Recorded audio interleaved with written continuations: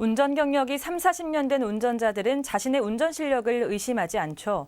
하지만 나이가 들면서 돌발 상황이나 위험 상황에 반응하는 속도가 느려지고 또 이로 인한 사고가 늘고 있습니다. 사고를 막기 위해선 운전자 스스로가 자신의 상태를 정확히 알아야 한다는 지적입니다. 보도에 신승훈 기자입니다.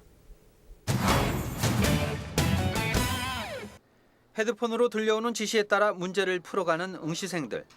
버튼을 누르거나 화면을 터치하고 조이스틱을 움직이는 간단한 동작이지만 생각처럼 쉽진 않습니다. 반응 속도는 더뎌지고 판단도 늦어지면서 아쉬운 생각이 듭니다.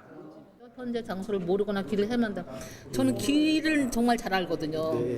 그렇게 해서 평생 생각을 했었던 거예요. 근데 결과가 이렇게 나오니까 그것도 자신할 만거나 아니구나 하는 그런 생각이 드네요. 간단한 인지기능 검사를 통해서 속도와 거리, 시공간, 기억, 주의력을 점검해 본 결과 아직은 운전에 무리가 없을 정도라는 평가를 받았지만 운전대를 잡는 것이 예전과 같진 않을 것이라고 말합니다. 요즘에는 내가 야간 운전을 조금 안 하려고 해요. 왜?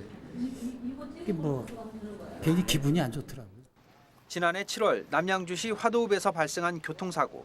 승용차가 버스와 충돌한 후 버스 정류장에 부딪혀 멈추기까지 1명이 숨지고 4명이 다쳤습니다. 당시 73살이었던 운전자는 브레이크를 밟지 않은 것으로 나타났습니다.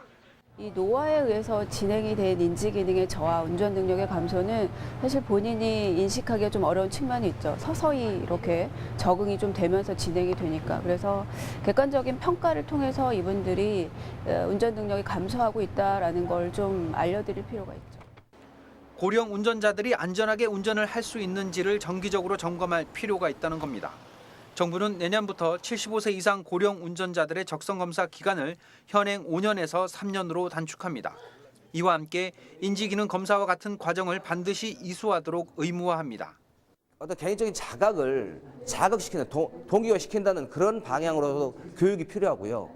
그리고 항상 주기적으로 바뀌는 도로교통법이라든가 또 교통환경이라든가 이런 것들에 대해서 새로운 정보를 수집을 해야 될 거 아닙니까? 필요하기 때문에 교통안전교육은 더 확대돼야 된다고 생각합니다. 도로교통공단에 따르면 2015년 2만 3천여 건이었던 고령 운전자의 교통사고는 2016년 2만 4,400여 건으로 증가했습니다. 부상자도 3만 3,700여 명에서 3만 5,600여 명으로 증가했습니다.